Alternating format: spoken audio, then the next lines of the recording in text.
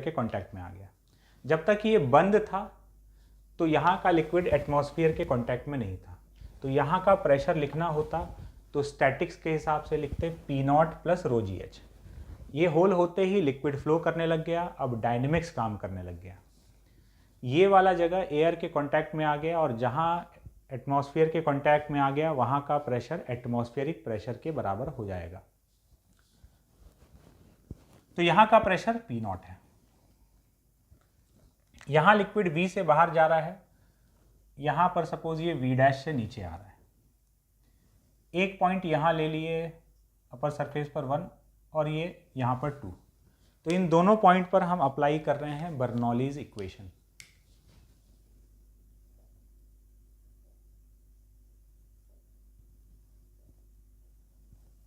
Bernoulli's at 1 and 2। 1 और 2 पर Bernoulli's लगाएंगे तो 1 का प्रेशर हो गया P0 प्लस, इसको हम रेफरेंस लेवल मान रहे हैं जहां पर ये होल है, इसको रेफरेंस मान लिए तो ये क्रॉस सेक्शन h हाइट पर है, तो plus rho ji H plus half rho we dash square, वहां का लिक्विड सरफेस का वेलोसिटी वी डैश। पॉइंट 2 पर आते हैं, पॉइंट 2 का प्रेशर भी P0 प्लस, ये रेफरेंस लेवल पर ही है तो इसका रो जी h 0 plus half rho v square. इसमें से P0 तो कैंसिल हो गया। V डैश का वैल्यू लिखना है तो हम इक्वेशन ऑफ कंटिन्यूटी से लिख सकते हैं।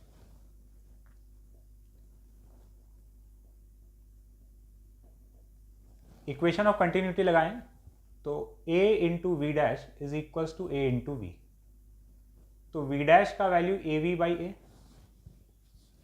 इसको रख देते हैं यहां पर। So rho ji H plus half rho we dash square मतलब A square v square upon capital A square is equals to half rho v square. So rho ji h is equals to half rho v square 1 minus A square by A square. ये रो cancel हो गया और V का value आ गया under root of 2GH upon 1 minus A square by A square.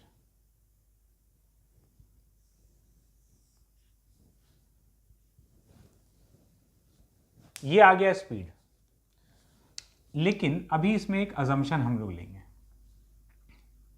Assumption ये है कि ये जो होल है ना, ये बहुत ही छोटा है इसके कंपैरिजन में, मतलब A is much much less than A। Hole का क्रॉस सेक्शन एरिया बहुत ही छोटा है कंटेनर के क्रॉस सेक्शन एरिया के कंपैरिजन में, तो अगर ऐसा है तो A बाई ए तो 1 से बहुत छोटा हो जाएगा, तो A square by A square तो और बहुत बहुत छोटा हो जाएगा 1 से, तो ये A square by A square को कर देंगे नेग्लेक्ट और वेलोसिटी ऑफ इफ्लक्स आ जाएगा अंडर रूट 2GH। ये हम लोग को याद रखना है। ये हो गया वेलोसिटी ऑफ इफ्लक्स का फॉर्मूला, और कैसे डिराइव किए हैं, यहां पर और यहां पर बर्नौलीज इक्वेशन अप्लाई करके। अब क्या है कि ये वाला जो अजम्पशन हम लोग लिए, आगे कभी फिर से अगर बर्नौलीज अप्लाई करना पड़े तो हम सीधा यहीं पर V डैश को नेग्लेक्ट कर सकते थे। देखो V डैश स्क्वायर और V स्क्वायर, V डैश अगर ये है ना, तो यहीं पर समझ में आ रहा है कि V dash is much much less then V, तो V डैश स्क्वायर तो और बहुत छोटा हो जाएगा, A बाई ए बहुत छोटा हो गया ना, तो V dash is already much much less then V, so V dash square is much much much much less then V square. मतलब हम लोग यहीं पर इस V डैश स्क्वायर को ऑलमोस्ट 0 कर सकते थे। ये V डैश स्क्वायर इसके रेस्पेक्ट में नेग्लिजिबल है, तो इसको 0 यहीं पर कर देते तब भी ये आ जाता। आगे अगर कभी फिर से अगर हमको ये डेरिवेशन अप्लाई करना पड़े तो हम लोग ये काम शुरुआत में ही कि भाई इसका क्रॉस सेक्शन एरिया बहुत ज़्यादा है इसके कंपैरिजन में, तो ये बहुत स्लो रेट से नीचे आ रहा होगा ऑलमोस्ट 0, तो इसको हम लोग हटा देंगे। तो ये आ गया वेलोसिटी ऑफ इफ्लक्स का वैल्यू, है ना। कब? जब यहाँ इस सिचुएशन में। अब इसमें वेरिएशन कर सकता है, यहाँ पर कुछ एक्स्ट्रा प्रेशर अप्लाई कर दिया, है ना। अभी तो P नॉट है यहाँ का, यहाँ कुछ एक्स्ट्रा प्रेशर अप्लाई कर दिया तो और तेज़ी से पानी बाहर आने लगेगा, है ना। सिचुएशन अगर वेरी करेगा तो हम लोग वेलोसिटी का वैल्यू फिर से निकाल सकते हैं बर्नौलीज इक्वेशन अप्लाई करके। देखते हैं, सिचुएशन में चेंज करके देखते हैं।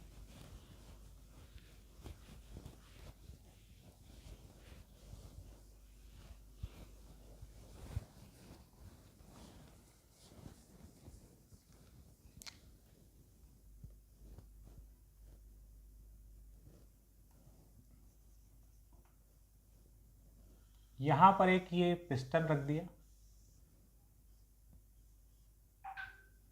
जिस पर एक मास रख दिया m। यहाँ का क्रॉस सेक्शन एरिया a और इस जगह का क्रॉस सेक्शन एरिया छोटा है। Find value of v। ये वेलोसिटी ऑफ इफ्लक्स का वैल्यू बताना है। अब सिचुएशन में थोड़ा सा चेंज है, ऊपर का प्रेशर अब P नॉट से थोड़ा सा ज़्यादा हो चुका होगा क्योंकि मास भी रखा हुआ है। सॉल्व करते हैं।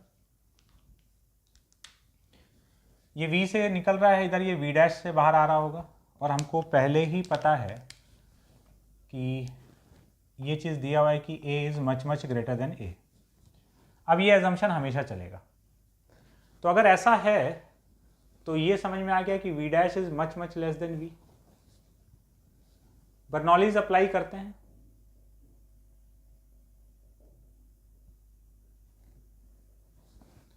यहां पर अगर लिखेंगे तो यहां का प्रेशर हो जाएगा P not plus, P not तो है ही, plus mg by A. Reference level इसको माने हुए हैं तो प्लस रो जी एच, और हाफ रो वी स्क्वायर को हम जीरो कर दिए। Half rho we dash square आएगा, वी डैश को यहीं पर निपटा दिए क्योंकि बहुत छोटा है, इक्वल टू यहां का प्रेशर, ये तो ओपन टू एटमॉस्फेयर है, P not rho ji h का value zero plus half rho v square. P not cancel, mg by A plus rho ji h is equals to half rho v square. So v is equals to 2mg upon rho A plus 2gh under root. ये अपना speed का value आ जाएगा, velocity of efflux. बात clear है? तो अब velocity of efflux अगर आ गया तो वेलोसिटी ऑफ इफ्लक्स से रिलेटेड भी अब कुछ कैलकुलेशंस हैं।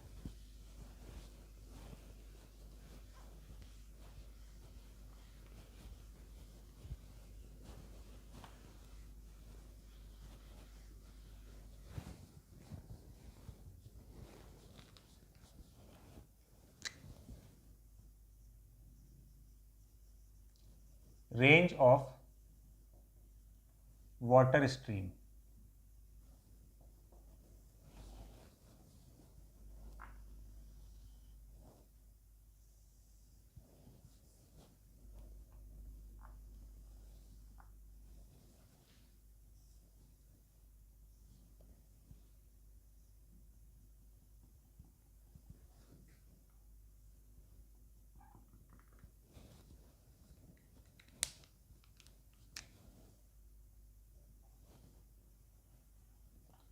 कंटेनर में h हाइट तक, कैपिटल H हाइट तक लिक्विड भरा हुआ है।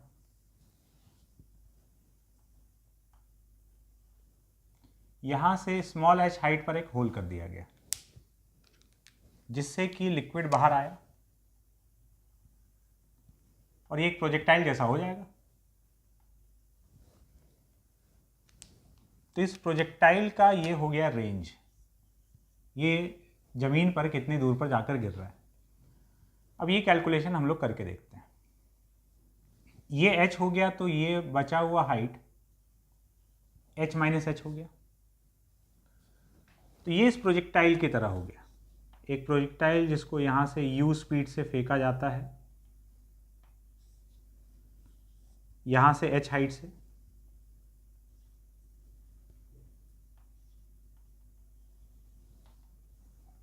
तो इसका जो रेंज है, इस रेंज को हम लोग लिखते हैं horizontal velocity into time of flight, नीचे गिरने का समय। और टाइम ऑफ फ्लाइट अगर निकालना है तो टाइम ऑफ फ्लाइट क्या है, इसका जब ये यहाँ से यहाँ तक गिरा तो इसका वर्टिकल डिस्प्लेसमेंट h होने का समय, जब ये y डायरेक्शन में h डिस्प्लेस हो गया नीचे की तरफ तो इसका टाइम, वैसे इसका फॉर्मूला डायरेक्टली याद रखना होता है, हम लोग निकाल लेते हैं।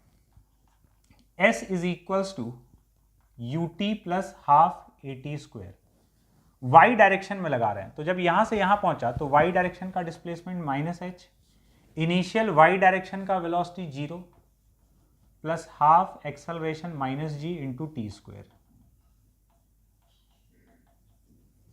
तो अगर y डायरेक्शन में इनिशियल वेलोसिटी 0 है तो h टाइम गिरने का, h हाइट गिरने का समय ये होता है under root 2h by g. So range is u under root 2h by g, जिसमें कि h क्या है, जितने हाइट तक ये फॉल किया है।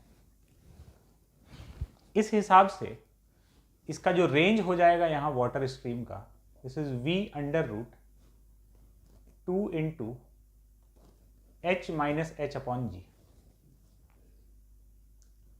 v का वैल्यू है, ये यहाँ से h हाइट पर होल है, तो v का वैल्यू हो गया अंडर रूट 2gh, और इधर से आ गया under root 2 h minus h upon G. So range is equals to under root 4 h into h minus h। ये हो गया वाटर स्ट्रीम के रेंज का फॉर्मूला। अब इस रेंज से जुड़ा हुआ कुछ रिजल्ट है, वो भी हम लोग याद रखेंगे। सबसे पहले तो ये रेंज का फॉर्मूला याद कर लिए, under root 4h into h minus h। इसको ऐसे भी देख सकते हो, ये 4h1h2 लिखा हुआ है ना, ऐसे याद करने के लिए बता रहे हैं। Under root 4h1h2, what is h1h2, जैसे ये होल है तो ये वाला हाइट h1 हो गया और ये वाला हाइट h2 हो गया, h माइनस h h2 के बराबर, तो अंडर रूट 4h1h2।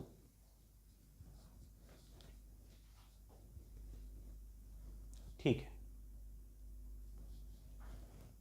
अब जरा इस रेंज के बारे में समझते हैं। देखो h इक्वल टू 0 अगर हम पुट कर दें तो h इक्वल टू 0 पर रेंज का वैल्यू 0 आ रहा है। h इक्वल टू 0 मतलब ये जो होल है ये यहां किया गया है,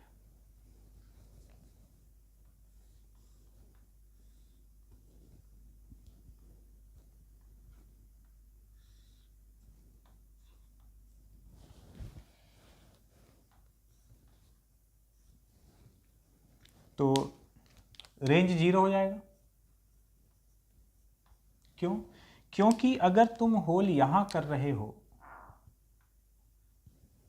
एकदम टॉप सरफेस पर, तो वेलोसिटी ऑफ इफ्लक्स ऑलमोस्ट 0, यहीं पे होल करोगे तो एकदम ऑलमोस्ट नेग्लिजिबल वेलोसिटी से निकलेगा और ये ऐसे बह जाएगा, थोड़ा बहुत पानी जितना भी गिरना है, रेंज 0 हो गया।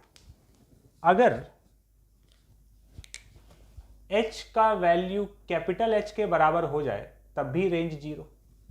h का वैल्यू कैपिटल H मतलब तुम यहां पर होल कर दिए हो तब भी रेंज 0। वो इसलिए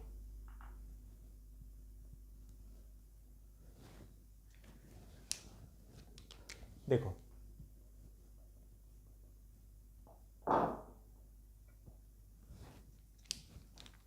यहां पर अगर होल कर रहे हैं तो मैक्सिमम वेलोसिटी से निकलेगा पानी, मैक्सिमम वेलोसिटी से निकलेगा, लेकिन ये सीधा ग्राउंड पे आ रहा है तब भी रेंज क्या हो गया 0। तो यहां पर होल कर रहे हैं तब भी रेंज 0, यहां पर होल कर रहे हैं तब भी रेंज 0। तो अब यहां से एक बात समझ में आता है कि यहां होल करने पर रेंज 0 है, यहां होल करने पर भी रेंज 0 है। तो जैसे जैसे नीचे आ रहे होंगे रेंज बढ़ रहा होगा। पहले यहां होल करने से रेंज 0 है तो नीचे होल्ड करेंगे तो रेंज थोड़ा बढ़ेगा, बढ़ते बढ़ते कहीं ना कहीं मैक्सिमम हुआ है और फिर घटते घटते जीरो हो गया। तो होल के पोजीशन के साथ में रेंज का वैल्यू चेंज हो रहा है। यहां पर होल्ड करने से रेंज जीरो, बढ़ते बढ़ते बढ़ते कहीं मैक्सिमम हुआ है और फिर घट के वापस जीरो। तो रेंज कहीं ना कहीं पर मैक्सिमम हुआ है। कहां हुआ होगा? तो फॉर आर मैक्सिमम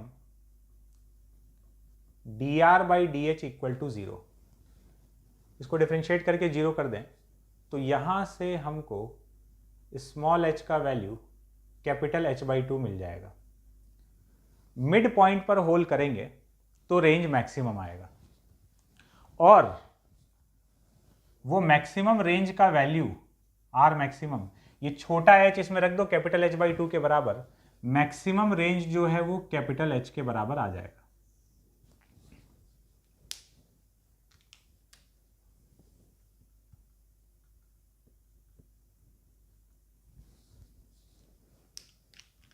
तो रेंज का मैक्सिमम वैल्यू मिड पॉइंट पर होल्ड करने से आएगा और मैक्सिमम रेंज जो है वो इनिशियल हाइट ऑफ वाटर के बराबर ही है। ये रिजल्ट अपने को याद रखना है, ठीक है।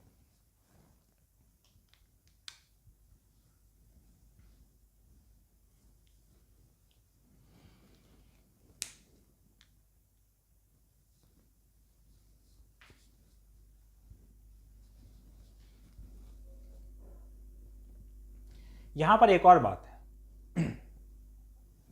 क्या क्या बात हम लोग समझें? अब लास्ट एक और बात कंक्लूड करेंगे जो कि हम लोग इसको याद रखने वाले हैं। क्या? देखो, सबसे पहला चीज तो ये हुआ कि रेंज का एक्सप्रेशन, किसी एक पोजीशन के लिए रेंज मैक्सिमम है और रेंज का मैक्सिमम वैल्यू क्या है। तो इससे एक बात और समझ में आया,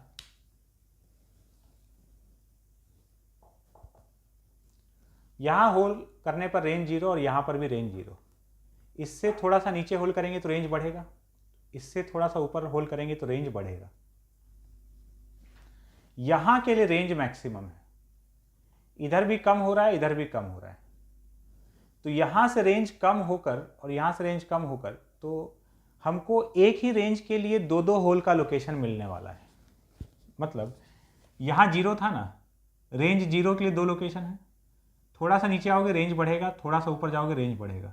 एक पर्टिकुलर रेंज दो दो होल के लोकेशन के लिए, जब तक कि मैक्सिमम रेंज नहीं आ जाता।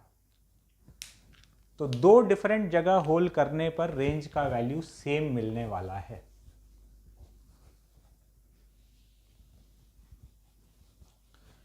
ये अपना नेक्स्ट बात है जो हम लोग यहां पर याद रखेंगे।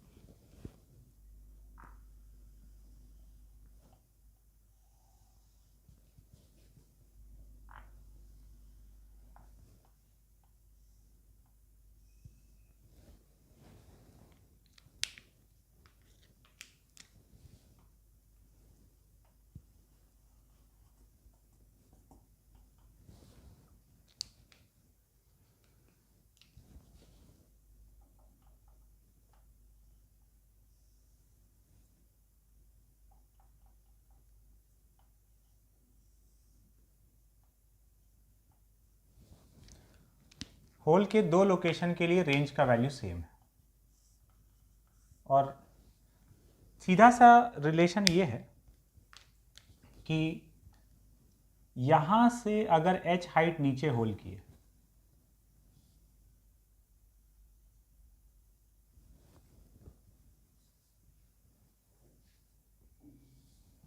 तो यहां से h हाइट ऊपर रेंज का वैल्यू सेम मिलने वाला है।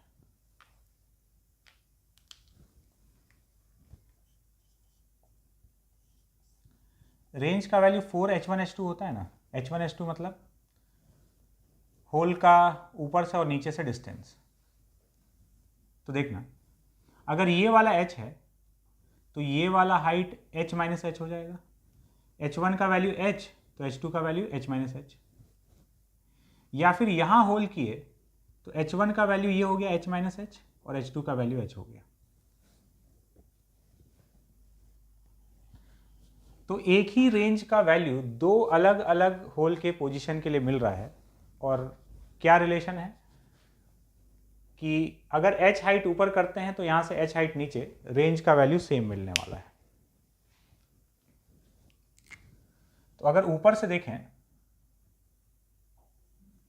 तो ये हाइट h1 हो गया, यहां से एक h1 हाइट पर होल किया गया है और एक h2 हाइट पर होल किया गया है, ठीक है। तो h1 का वैल्यू कितना है h, और h2 का वैल्यू कितना है h माइनस एच। तो अगर एक h हाइट पर होल कर रहे हो तो जितना रेंज मिल रहा है, h माइनस एच हाइट पर होल करोगे तब भी उतना ही रेंज मिलेगा, R1 इक्वल टू R2। तो ये सारा बात हम लोग रेंज के बारे में याद रखेंगे। क्वेश्चन करके देखते हैं।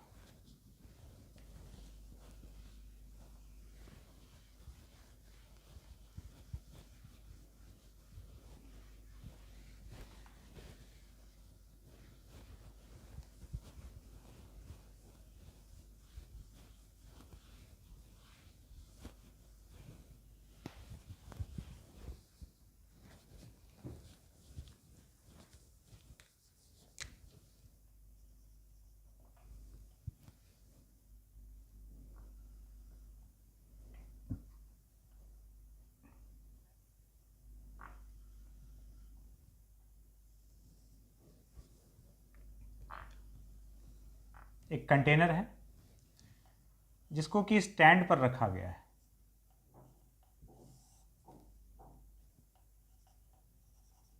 एक स्टैंड लगाकर जमीन पर रखा हुआ है।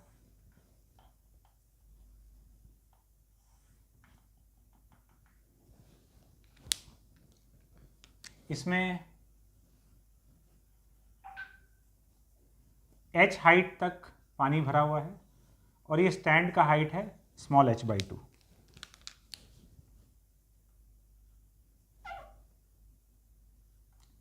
ऊपर से स्मॉल h हाइट पर एक होल किया गया है, यहां से पानी निकलेगा, जमीन पर गिरेगा। Find first range of water stream, second value of h for maximum range, also find that maximum range। छोटे h का वैल्यू बताना है मैक्सिमम रेंज के लिए, और उस मैक्सिमम रेंज का वैल्यू भी बताना है।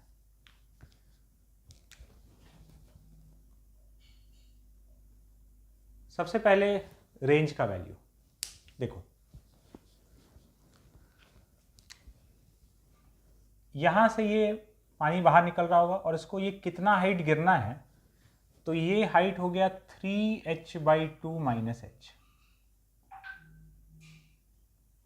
तो जैसे एक h हाइट का कंटेनर होता था ना, हम इसको अब जमीन से 3h/2 हाइट का कंटेनर मान सकते हैं। रेंज का फॉर्मूला अप्लाई कर दो, कैपिटल H की जगह 3h/2 रख देंगे। तो रेंज इज √4 इंटू, देखो रेंज क्या लिखोगे, v इंटू टी, v का वैल्यू √2gh, और इतने हाइट तक गिरा तो गिरने का टाइम √2h/g होता है ना, तो √2 3h/2 माइनस h/g, वही आ गया रेंज का formula, 4h into 3h/2 minus h। मतलब हम इसको h हाइट की जगह 3h/2 हाइट का, जमीन से जितना हाइट है फ्री सरफेस का, उतने हाइट तक का कंटेनर मान लिए, रेंज लिख दिए। मैक्सिमम रेंज के लिए मिड पॉइंट पर होल किया जाता है, तो ये अब 3h/2 हाइट का कंटेनर है, इसका मिड पॉइंट जो है h का वैल्यू, सीधा सीधा रिजल्ट अप्लाई कर रहे हैं, मिड पॉइंट पर होल्ड कर रहे हैं। 3h/2 का मिड पॉइंट 3h/4, ऊपर से 3h/4 पर होल्ड कर दो, और जो मैक्सिमम रेंज है वो हाइट ऑफ द कंटेनर के बराबर ग्राउंड से स्टार्ट करते हुए।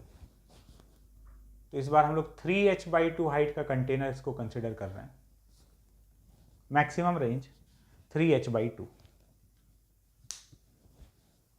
डायरेक्ट रिजल्ट अप्लाई कर रहे हैं। एक और सवाल देखते हैं।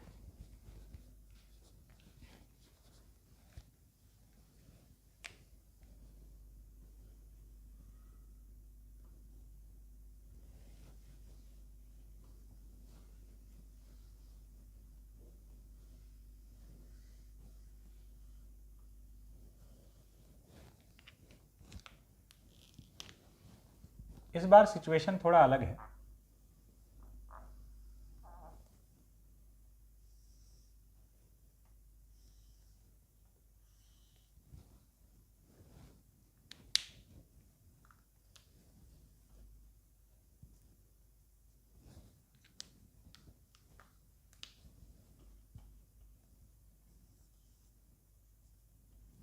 इसका हाइट h और कंटेनर का हाइट h/2, अभी भी टोटल हाइट 3h/2 हो गया।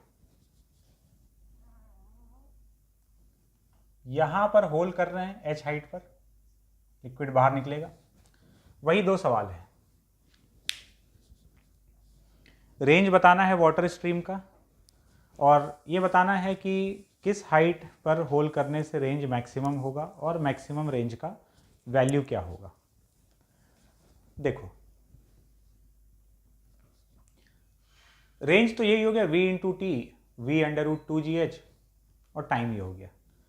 वही जो अपना रेंज का फॉर्मूला होता है, 3h/2 हाइट का कंटेनर मान लिए, रेंज का फॉर्मूला हम लोग ये लिखते हैं, h की जगह 3h/2। फिर आता है मैक्सिमम रेंज का बात।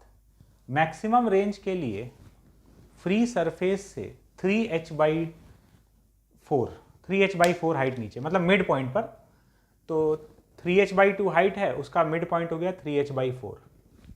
यहां से 3h/4 हाइट नीचे होल्ड करेंगे तो रेंज मैक्सिमम आएगा। लेकिन इस बार चक्कर ये है कि कंटेनर तो h/2 का ही है, 3h/4 तो यहाँ हवा में आ गया, वहाँ तो कंटेनर है ही नहीं, तो होल्ड कैसे कर लोगे। तो अब इस बार ये चीज़ नहीं चलेगा,